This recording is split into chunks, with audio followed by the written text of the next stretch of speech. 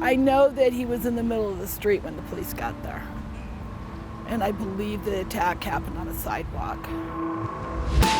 Life has moved on in Portland's St. John's neighborhood. After all, it's been 26 years since the murder of Norman Aguillon along North Lombard Street. It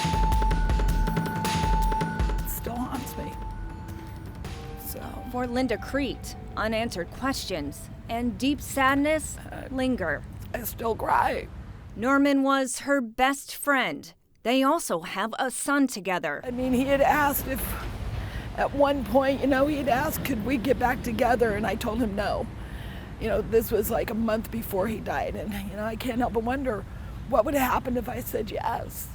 She says Norman came to the Pacific Northwest for a better life after fleeing communist Cuba in 1980. The Castro regime has been using the exodus all along. As part of the Mariel boat lift. And he went to go to the ship, and they actually were shooting at them. He knew how fleeting life could be. Still, he approached each day with a sense of humor. He was always cracking a joke. I mean, he'd be the person in the middle of the room dancing when everybody else was sitting down. But on August 31st, 1993, just after 1 a.m., police found Norman staggering in the street, covered in blood. Someone had stabbed him multiple times.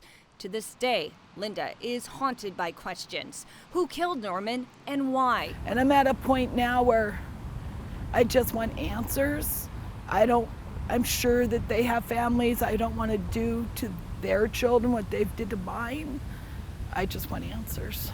At the time, witnesses told police 3 Hispanic men in their 20s got out of a dark-colored dented car and attacked Norman. One of them was wearing a red football jersey. A 4th man was driving. Linda is convinced someone out there has the power to bring her some peace. 26 years, I'm sure there's a lot of people that know. It's just a case of proving or talking. Norman's cold case is featured in a deck of playing cards launched by the Portland Police Bureau's Cold Case Homicide Unit in 2009.